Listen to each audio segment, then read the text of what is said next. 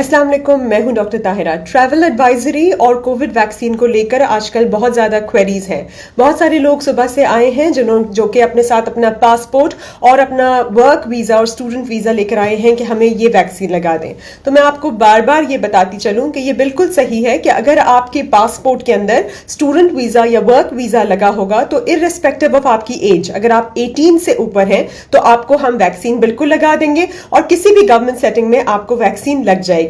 लेकिन ये भी साथ साथ बताती चलूं कि तब आपको सिर्फ और सिर्फ साइनोवैक वैक्सीन लगेगी, आपको एस्ट्राजेनेका वैक्सीन नहीं लग सकती।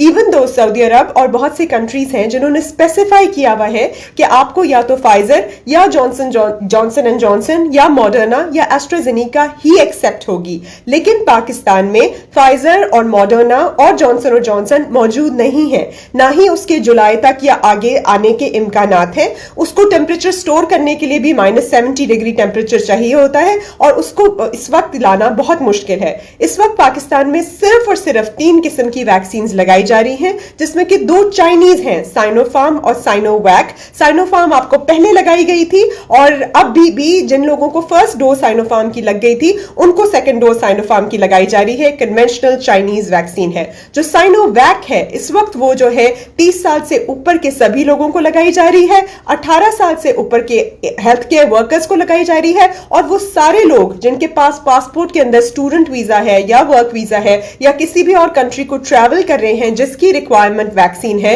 उन्हें साइनोवैक लगाई जा रही है अगर वो 30 से ऊपर, अगर वो फॉर एग्जांपल 18 से ऊपर है। लेकिन अगर वो 40 से ऊपर हैं तभी उनको एस्ट्राजेनेका लगाई जा रही है। बहुत सारी कंट्रीज जो कहती हैं कि हम एस्ट्राजेनेका को ही एक्सेप्ट करते हैं, उनके बहुत सारे यंग बच्चे भी हमारे पास आ रहे हैं 20s में और 25-30 में और कह रहे हैं कि हमें एस्ट्राजेनेका लगाओ, पर स्ट्रिक्ट गाइडलाइंस हैं कि एस्ट्राजेनेका 40 से कम को नहीं लगाई जा सकती। इसलिए यूरोप में डिफरेंट किस्म की कंट्रीज में जहां एस्ट्राजेनेका की नई गाइडलाइंस के साथ उसको रिज्यूम किया गया है, उसमें भी कहा गया है कि हम यंग एज ग्रुप में एस्ट्राजेनेका नहीं लगा सकते।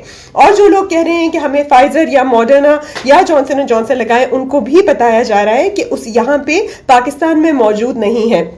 इंशाल्लाह कुछ अरसे तक कोशिश है कि सऊदी गवर्नमेंट और बाकी गवर्नमेंट जो है वो चाइनीज वैक्सीन आपकी साइनोफार्म और साइनोवैक को एक्सेप्ट करने लगे। लेकिन इस वक्त तक तो यही आपके पास ऑप्शन अवेलेबल है कि अगर आप 40 से नीचे हैं और 18 से ऊपर हैं और तो आपने ट्रैवल करना है तो आपको साइनोवैक लगेगी। साइनोफार्म की अगर पहली डोज लग चुकी है तो साइनोफार्म की दूसरी डोज लग जाएगी और अगर आप 40 से ऊपर हैं तो आपको एस्ट्राजेनेका लगेगी। एस्ट्राजेनेका वायरल वेक्टर वैक्सीन है जो यूरोपियन है।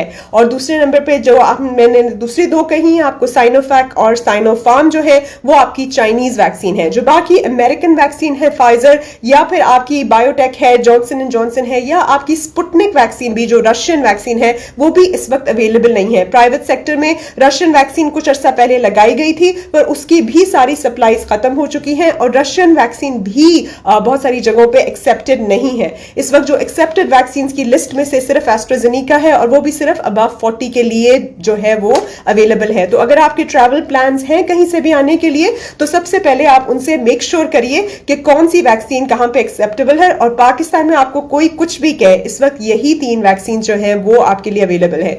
दूसरे नंबर पे वैक्सीन के बीच में गैप होता है। साइनोवैक और साइनोफार्म के बीच में जो है 21-28 डेज गैप होता है और जो आपकी एस्ट्राजेनेका है उसके बीच में 70 to 80 डेज का गैप होता है। अब इस गैप के दौरान अगर आप ट्रैवल करना चाहते हैं तो आपको फर्स्ट डोज लगने के बाद एक रिसीट मिल जाएगी जिसमें लिखा होगा कि आपको इस वैक्सीन की डोज फर्स्ट ये लगाई गई है और आप एलिजिबल हैं कि दूसरी डोज आप जाके अपने कंट्री ऑफ अराइवल में वही वैक्सीन लगवा लें। अगर आपने 2 डोजेस ही यहां पे कंप्लीट कर ली है तो आपको एनसीओसी से सर्टिफिकेट मिल जाएगा। तरीका यही है कि आप अपना CNIC नंबर 1166 पे भेजते हैं, आपको कोड मिलता है और उस कोड के साथ आप किसी भी डेजिग्नेटेड गवर्नमेंट सेक्टर में या फिर एडवांस डायग्नोस्टिक सेंटर G8 मरकज में आ सकते हैं। आपसे क्वेश्चंस पूछे जाते हैं पर्टेनिंग कि आप प्रेग्नेंट नहीं है, एलर्जी नहीं है, कोविड पॉजिटिव इस वक्त तो नहीं है, आपको कोविड एंटीबॉडीज तो नहीं लगी, कीमोथेरेपी तो नहीं हो रही, कैंसर तो नहीं है, इम्यूनोसप्रेसेंट ड्रग्स तो नहीं ले रहे, आपका डायबिटीज जो है अनकंट्रोल तो नहीं है, इस्कीमिक हार्ट डिजीज अनकंट्रोल तो नहीं है, डी-डाइमर रेस तो नहीं है, क्लॉटिंग या ब्लीडिंग में कोई मसला अगर नहीं है तो ये सब कुछ पूछ के आपको वैक्सीन लगा दी जाती है। तो ये प्लीज देख लीजिए, अपने ट्रैवल गाइडलाइंस को समझ लीजिए और उसी वक्त फिर आप ट्रैवल कीजिए। उम्मीद है जल्द से जल्द ये वाली वैक्सीन भी अप्रूव हो जाएंगी।